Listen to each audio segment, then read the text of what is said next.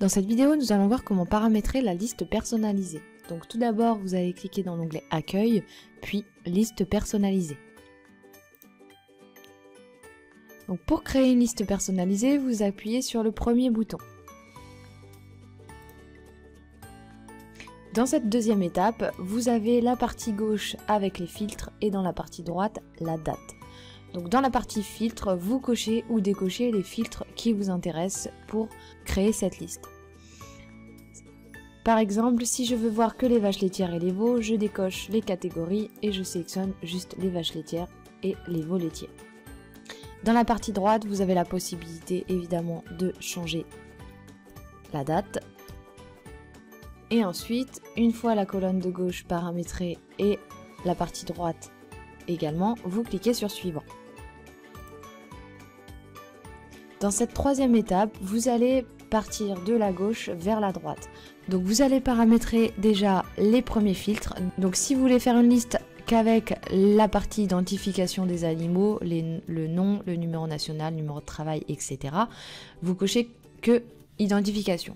Mais si vous voulez faire une liste qui rajoute des mouvements ou de la repro par exemple, vous cochez les filtres qu'il vous faut. Dans la deuxième colonne, ce sont les critères à sélectionner. Donc par exemple, si dans votre liste, vous voulez voir apparaître le numéro national, vous cliquez sur la flèche qui va vers la droite pour l'emmener dans la colonne de droite. La colonne de droite, ça va être tous les critères qui vont apparaître dans votre liste personnalisée. Donc là, ma première colonne, c'est le numéro national. Si vous voulez ajouter également le numéro de travail, vous cliquez dans la deuxième colonne, dans le numéro de travail, la flèche bleue. Vous voyez bien que le numéro de travail à droite c'est ajouté, ainsi de suite.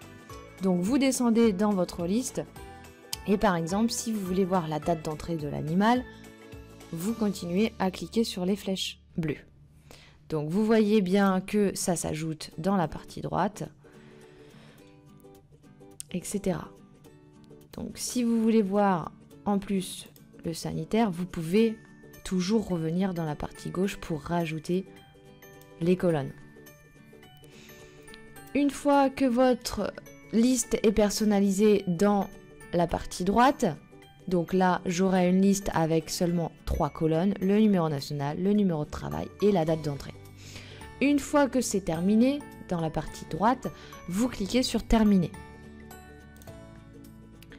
Donc la liste avec mes 3 colonnes s'affiche, mais si vous voulez rajouter plus de critères, vous pouvez retourner sur le bouton critères juste au-dessus.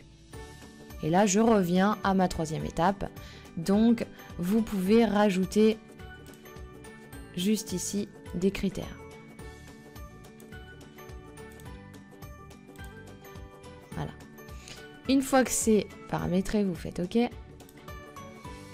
Voilà, j'ai rajouté une colonne, elle s'affiche bien dans ma liste.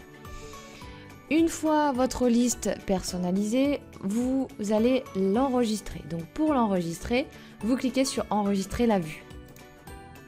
Enregistrer la liste actuelle. Vous lui donnez un nom.